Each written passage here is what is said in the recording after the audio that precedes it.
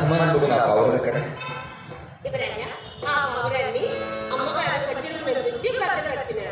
అమ్మగారికి పావురములన్న అమితమైన ప్రేమ కాదు.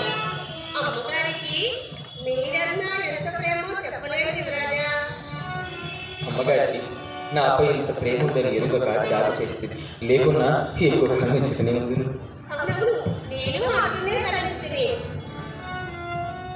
అమ్మగారు ఇంకను రాకుండా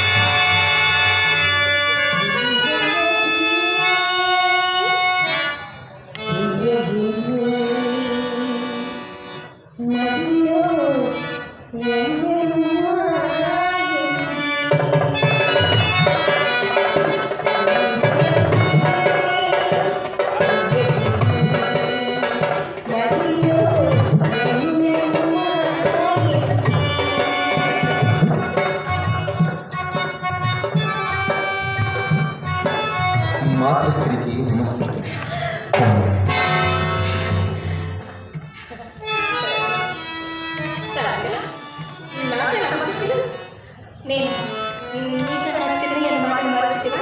కావచ్చు, కానీ తండ్రి గారికి ప్రేమపత్ని వచ్చి మీరు నాకు పూజ్యులే కదా.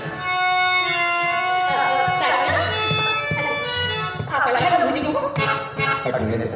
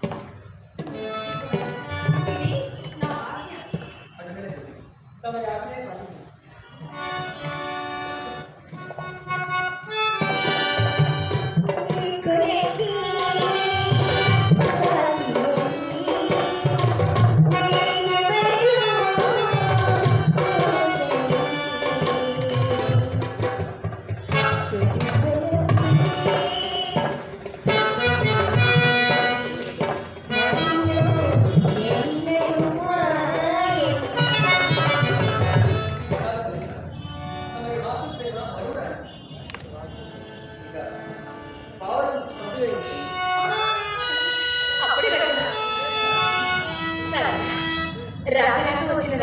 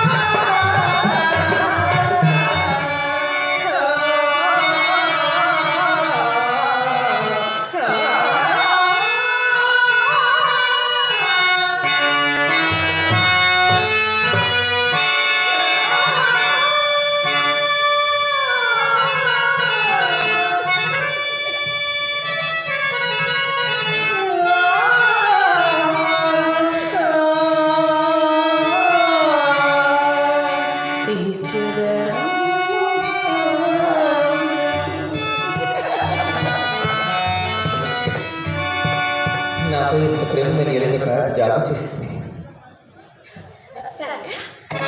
నీవు ఎల్లప్పుడూ నా చెంతనే ఉండవాలని నా కోరిక. ఇందులో నీవేమవుతావు? కాకుండా తల్లి తమ ఇష్ట ప్రకారమే ప్రవర్తించాను.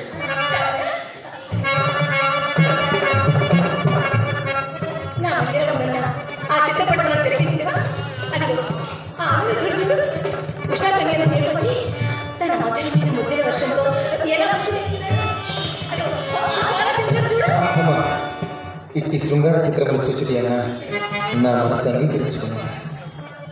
అదేమి సారంగా యవ్వనంలో ఉన్న నవమన్మరాలుడివే సర్వసంగ పరిత్యాగి అయిన సన్యాసి చుట్టివే. సరే సరే నీకు హితవు కాకుండా విరమించుకోలేదు.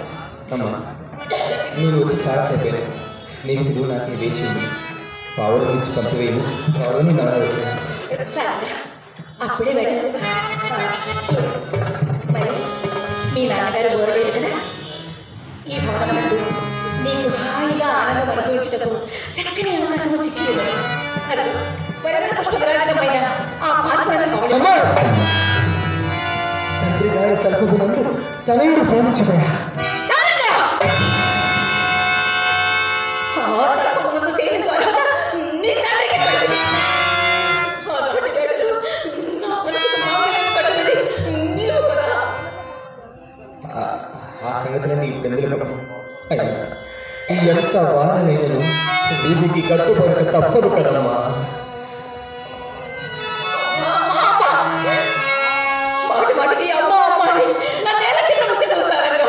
అదేమిటండి అమ్మ అన్న మాట ఆడవారి పట్ల ఆమోదవాక్యం కదా. కావచ్చు ఆమోదవాక్యం కావచ్చు. కానీ నాకు మాత్రం చాలా కఠోరంగా ఉన్నది. అక్కడ నిన్ను ఏమని పిలవగలిగాను నీ అభిప్రాయం ఏమో నాకు తెలియకుండా. సుకుమార సుందరాకార నా అభిప్రాయమేమో నీకు ఇంకా అర్థమే కాలేదా? మరి మేడు చెట్టుకు పువ్వులను తెల్లని కాకులను జలమునందు పోవు చేపల జాడలను మీరైనా తెలుసుకొని వచ్చిన కానీ ఆడుదాని మనస్సులోని ఆలోచన తెలుసుకున్నట అతి కష్టమని మన పెద్దలు చెప్పుదురే. నీ అభిప్రాయం నాకెట్లా అర్థమను నీవే చెప్పు. అట్లయినా నేను చెప్పగలను ఆలకింపుడు. సారంగా నన్ను అమ్మ అని పిలుచుటమని ప్రేయసి అని పిలువు.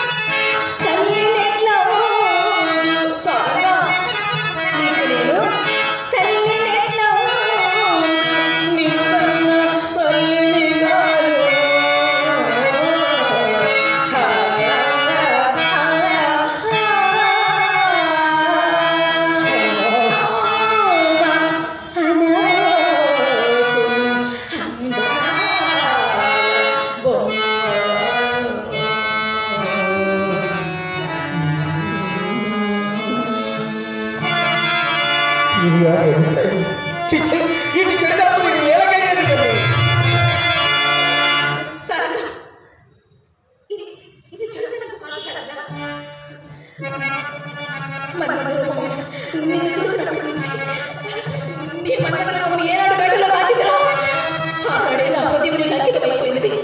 నిన్ను భర్తగా పొందే అదృష్టం నాకేనని మురిసిపోయాను. పున్నమి నాడు సందర్లా పొంగిపోయాను. మన్మధురమైన ప్రేమ అమరుడైన పొందలేనని ఆశపడ్డాను. కానీ నా ఆశలు ఆనందాలు అన్ని అడవి కాచిన వెన్నెలే అయిపోయాయి. నీ పోయి అల్లుకున్న ఆశలతను పువ్వులు పోయక ముందే కూకటి వేళ్లతో సహా పిగిలిచి వేశారు నీ కన్న పన్నీటితో నీ పాదాలు కడిగే అదృష్టాన్ని నాకు దూరం చేసి కన్నీటిని మిగిల్చాడు.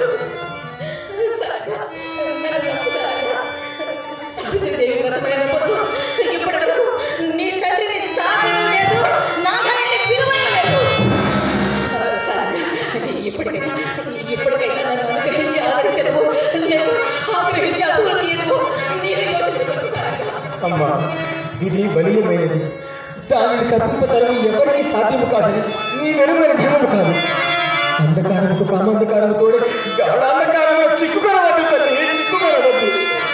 సరదా నీవు ఎన్ని ధర్మసూక్తులు వల్లించినను నీపై అంకురించిన ప్రేమ నాలో అంతరించదు.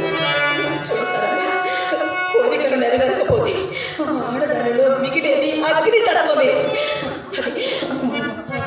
అది నన్ను నిలువున దహించి వేయించున్నది. సరగా ఈ బాధ నేను భరించలేకపోతున్నాను. రమ్మ సరగా, రమ్ము.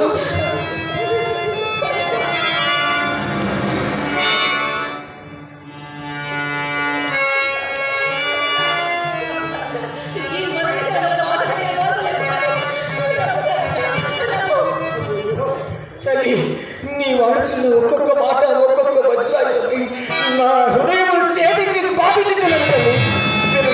ఇక వినలేదు తల్లి, వినలేదు. బలపు చూపించి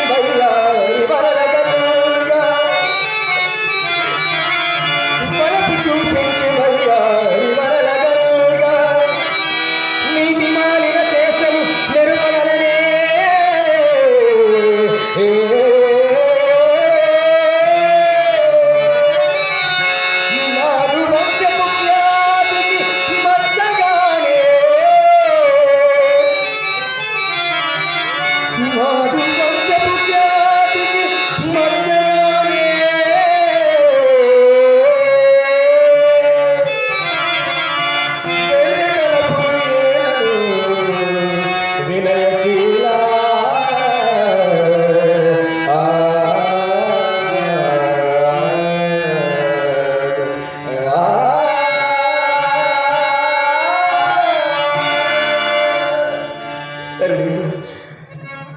తల్లి తల్లిని కోరుట మహాపాపం. అట్టి పడితికి ఉత్తమ గదులు దుర్లభం. సరగా ఈ దీనులపై నీకు జాలే లేదా? సరే, అట్లయినా నీ పచ్చల పిడిబాబుతో నా గుర్తు తెచ్చి ప్రాణములు తీయటో ప్రణయభిక్ష పెట్టే వరకు నేను నిన్ను కోరేవను.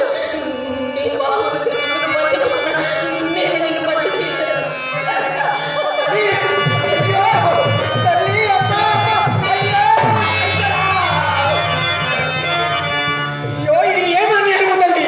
తల్లి కొడుకు రాష్ట్ర తల్లి ఎక్కడైనా ఉన్నాడా? ఎందుకు లేదు సరంగా? సరంగా మీ వంశానికి మూల పురుషుడు ఎవరు? పాండురాజు. పాండురాజుకు ధర్మపత్ని ఎవరు? కుంతీదేవి.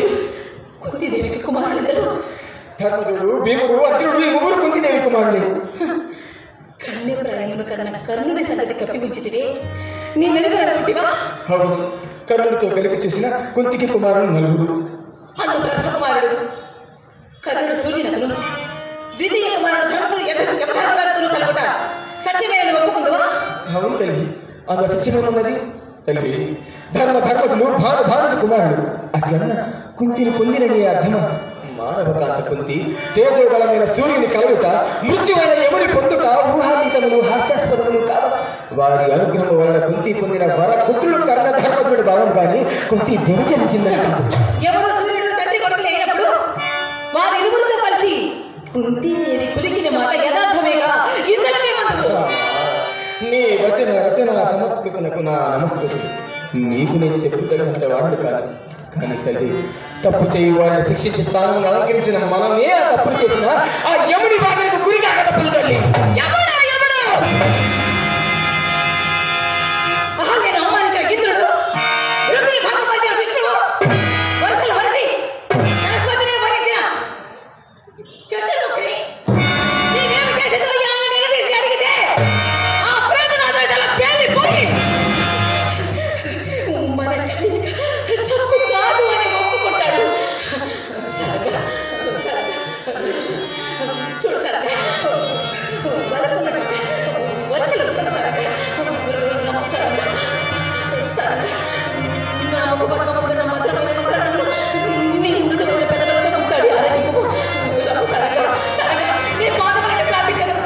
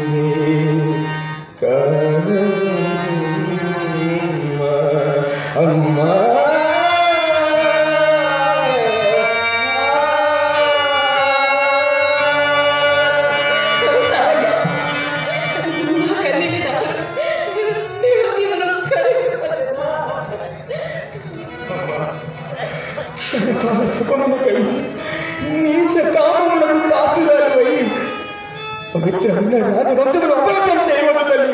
పెద్దలు నిర్ణయించిన సంఘ నియమాలను హద్దులను దాటవద్దు తల్లి, దాటవద్దు. ఈ నీతులు నేను ఎదుగుతావు. అయ్యా, చెడుతలంతో నన్ను ఆశించినది నీ కన్న తండ్రి. 60 సంవత్సరముల వయసు దాటి ఆడదారిని ముట్టుకునే అర్హత కోల్పోయినా 20 సంవత్సరములు ఎవరి మధ్యగా ఆశించినందుకు నీ తండ్రికి ఏ శిక్ష విధింపబడను? మగవాడు స్వార్థతో బుద్ధితో నిర్మించుకున్న ఆ కుటిలత్వానికి నేను లోను కాలేదు. సరగా ఒక్క మాట అడుగుతాను, సూటిగా సమాధానం చెప్పు. అందమైన కన్యను చూపించి ఆమె తల్లితో నీకు వివాహం జరిపిస్తే ఆ వయసు మడిన వృద్ధురాలని నీవు ముద్దాడగలవా? ఏ మీకు ఒక న్యాయం, మాకు ఒక న్యాయం. మగవాడు ముష్టివాడైనా కుష్టివాడైనా మా మగవాళ్ళ మనసుతో నిమిత్తం లేకుండా వివాహం చేసుకోవాలి. మా దాంపత్య జీవితంలో నిప్పులు పోసుకోవాలి. వాడు చస్తే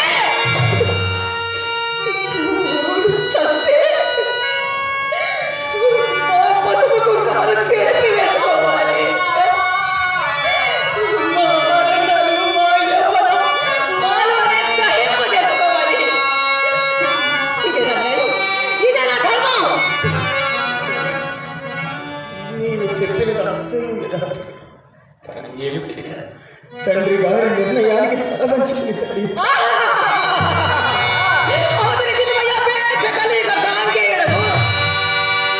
ప్రేమించి పెళ్ళాడవలసిన పడతని పనులకు ధారపోయిట కూతురు వంటి కోడని భారీగా స్వీకరించక ఏమని రాజవంశ సాంప్రదాయం వచ్చా?